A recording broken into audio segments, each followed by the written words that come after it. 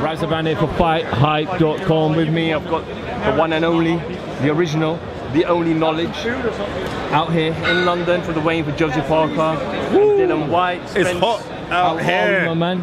You know it's hot out here. It's very hot. It's very hot. Everyone's sweating, but it's good. It's great. Spence, talk to me what you just seen there. Obviously, 17-4, Joseph Parker. Dylan Whyte was 18, can't remember, 18 something. 18-3, really? 18-3, yeah, I think. Right.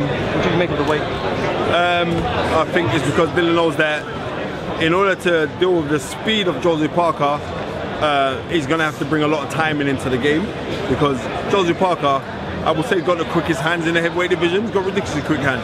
I would say Dillian Whyte has the best punch repertoire. I was very impressed with Dillian Whyte, how he administered throwing, like going downstairs, upstairs, trying right, straight right, hands over the top, when he fought Lucas Brown. So I would say you can't read nothing into a weigh-in. The weigh-ins are nothing. Both guys look very confident. And I think Joseph Parker looked a little bit more confident than he did against Andy Joshua, just by his body language. Body language to me, he looks like he's properly up for this fight, saying like, right, we're gonna be navigating back on the right road to fight for the world title again. And Dillian Whyte has other ideas. A lot of people call this fight 50-50. Both of them have only lost one fight to Anthony Joshua. Let's look back at a couple of their fights. Obviously, Joseph Parker and Dillian Whyte.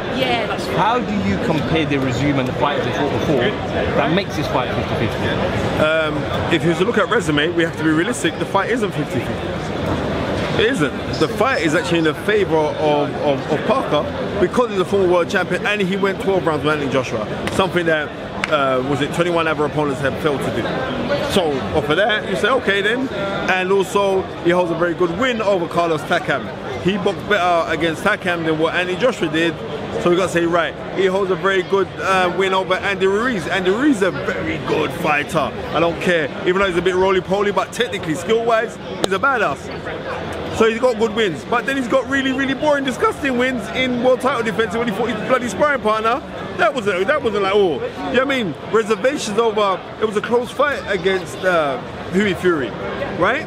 And Hughie Fury, technically is very good, but he's not ready for Dillian Whyte, because Dillian Whyte's got better caliber of guys on his record. So looking at that, that's what makes it 50-50. Joseph Parker himself has said clearly yesterday his intent is, I'm going to knock you out. Were you surprised with his action? Because normally in the past, Joseph's very more calm, relaxed, and more respectful. Pressure's getting to him.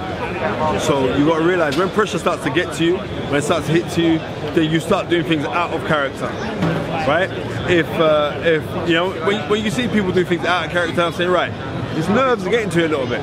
I'm telling you, when you go, I'm going to knock you out, or the fight's sold. You know what I mean?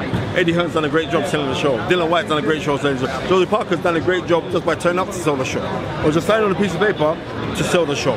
So you don't need to do things out of character. So we're just, oh, that's not really like you. Like, a little bit of pressure's getting to you. Or the realness of, you have to remember, Dillian Whyte is a phenomenally tough man.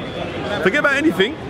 Dillian Whyte's a tough man. He's a guy who, like, if you're in a battle, you want Dillian Whyte. You're in a pub brawl, you want him inside. If you're in the trenches and guns are firing, you want Dillian Whyte on your side. Dillian Whyte's that guy. And I think Dillian Whyte can bring it to the ring because he's got the more desire.